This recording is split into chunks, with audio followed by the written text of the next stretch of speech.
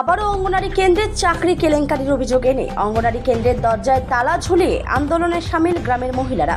ত্রিপুরা সিপাহীজলা জেলা দেবীপুর 26 কার্ড গ্রামে অঙ্গনারী কেন্দ্রে একজন শিক্ষিকা এবং একজন হেল্পার দীর্ঘদিন যাবৎ কাজ করে আসছে, কিন্তু সঞ্জু সরকার নামে সেই শিক্ষিকার বিরুদ্ধে গ্রামের জনগণের দীর্ঘদিন যাবৎ অভিযোগ ছিল তিনি সময়মতো অঙ্গনারী কেন্দ্রে আসছেন না, যার ফলে ছোট ছোট শিশুদের ভবিষ্যৎ ক্রমশ অন্ধকারের দিকে চলে যাচ্ছে। এমনকি মিড ডে মিল খাবার নিয়েও অনেক অভিযোগ উঠেছিল অঙ্গনারী কেন্দ্রের সেই শিক্ষিকার বিরুদ্ধে। গ্রামের ক্ষুব্ধ মহিলারা জানিয়েছেন, দীর্ঘ 9 মাস যাবৎ মিড ডে মিলের খাবার সেই শিক্ষিকা চুরি করে আত্মসাৎ করে ফেলেছে। দীর্ঘ 9 মাস যাবৎ মিড ডে মিলের খাবার ছোট ছোট শিশুদের না দিয়ে শিক্ষিকা সঞ্জু সরকার চুরি করে নেওয়ার তথ্য প্রমাণিত হওয়ায় পরবর্তী সময়ে 2 আধিকারিক শিক্ষিকা সঞ্জু সরকারকে অঙ্গনারী কেন্দ্রে আর না আসতে বলে দেন এবং হেল্পারের উপর সম্পূর্ণ দায়িত্ব ছেড়ে দিয়ে যায়। কিন্তু আচমকা সকালবেলা 1 মাস পর হঠাৎ করে সঞ্জু সরকারের মেয়ে অঙ্গনারী কেন্দ্রে এসে হাজির হয়, তাও আবার ড্রেস পরে, আর তাতেই ক্ষিপ্ত হয়ে ওঠে গ্রামের মহিলারা। তাদের কি বক্তব্য শুনে নেব। আমরা কি অভিযোগ? আমরা অভিযোগ দিদিমণির বদলে দিদিমণির মায়া কিভাবে স্কুলে আয়ে আর কিভাবে তার ড্রেসটা পরে ওই অধিকারটা দিছে গাড়া। আগে দিদিমণি কি ছিল? আগে দিদিমণি পড়াশোনা জানতো না। তারপরে কি হয়েছিল?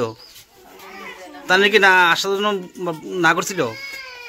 আসার জন্য না করছে না, তাই আয়ে মন ধরলে আয়ে নাইলে নাই, তাই মর্জি মতো আয়ে আর কি। আচ্ছা, হেল্পার বিডি সব দায়িত্ব, তো হেল্পার বিডি ওই যখন তালা তুলা খুলে চাল ডাল দিতে পারে, তো এটা যে পড়াশোনা ওই না, খানা খুনাও না, তুই শুধু শুধু এটা খুললে রেখে লাভ নাই, এটা তালা হইতে হোক।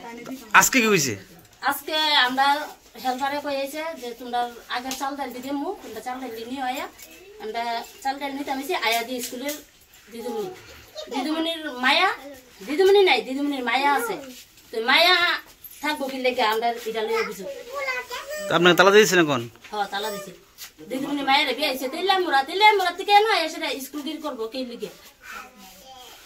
আপনার আর কি অভিযোগ আছে? এখন তালা কি খুলতেন না এখন আর নাকি? না, তালা খুলতাম না, যতক্ষণ আমরা নতুন দিদিমণি না পাই ততক্ষণ আমরা তালা খুলতাম না, তালা থাকবে। দিদিমণির মেয়ে যাইছে, আমরা এটা নিয়ে অভিযোগ।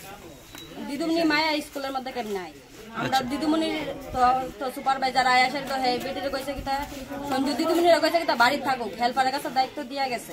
বাড়িতে আর কারণ হইতা কি অভিযোগ পাইছেন তার বিরুদ্ধে? আমরা স্কুলের মধ্যে হয়তো রেশন আজকে 9 মাস ধরে পাই না, রেশন যদি 9 মাস ধরে পাই না তাহলে আমরা বাচ্চাটা কেমনে খাওয়াবো? আমরা তো গরিব মানুষ, আমরা স্কুল থেকে চাল ডাল পাই আসা, কিন্তু বাচ্চারাও খাওয়াই বাড়ির মধ্যে। তারপরে দিয়া সেরা হয়তো আজকে 9 মাস ধরে যখন দেয় না, তাহলে কেমন লেখাপড়া করেছিল? তাহলে কিছুই পারে না। তারপরে কি হয়েছে? তারপর আমরা কইছি আমরা দিদিমণি লাগবে না, কত বছর মিটিং করছে, আমরা কইছি আমরা দিদিমণি পাল্টাই দেব। তারপরে তারাও পাল্টায় না দিদিমণি। আজকে কি হয়েছে?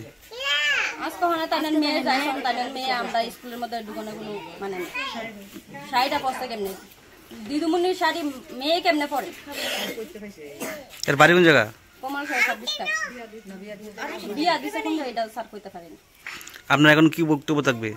কারণ আমরা স্কুল বন্ধ থাক দরকার, আর নাহলে আমরা নতুন দিদিমণি লাগবে। না, এখন তো সিটি বলছিল, তারা বলছিল যে আবার তো না আসার জন্য, তো এখন আপনি হঠাৎ 1 মাস পরে আজকে আসার কারণটা কি? প্রধান কইছে আজকে আমার লেগে গেছিল, তো আপনি যে আপনি যে ড্রেস আপনার মার ড্রেসটা বলেছেন, এটা কি আপনি চাকরি পেয়েছেন না এমনি হঠাৎ ড্রেসটা পরে আসার? আমি যে আজকে যাইছি ফরেনের লেগে, আমি যে মানে পড়ামু যে স্টুডেন্টরা তো বুঝবেই না যে একটা স্টুডেন্ট মানে মাস্টার একটা এটা ড্রেসটা না করলে বুঝবো কেমন আমি যে পড়াতে আছি, তাহলে আমি ড্রেসটা পরেছি। আপনি আজকে সই করেছেন এখানে? ক্লাস করেছেন? পাবলিক যে অভিযোগটা, এই অভিযোগটা আমি কি বলবেন এ ব্যাপারে? তারা যে আপনার ক্লাস করতে পারতেন না এমন অভিযোগ দিয়েছে, আপনি কি? আচ্ছা, তারা তো অভিযোগ যে তারা মানে ভালো ইয়ে পাই থাকে। আমি তো আমার মার পরিবর্তে আইছি, আমার মা অসুস্থ শরীরে তার লেগে আমি আর আমি তো পড়াইতে পারি, আমি তো বিয়ে পাই। আপনার বাড়ি কোন জায়গা? আমার বাড়ি 26 টাকা। আপনার শ্বশুর বাড়ি? শ্বশুর বাড়ি তেলে আমার। আপনি কি এখানে থাকেন নাকি পরিবার নিয়ে এখানে থাকেন নাকি? পরিবার নিয়ে থাকি বলতে আমার সব কিছু নেই।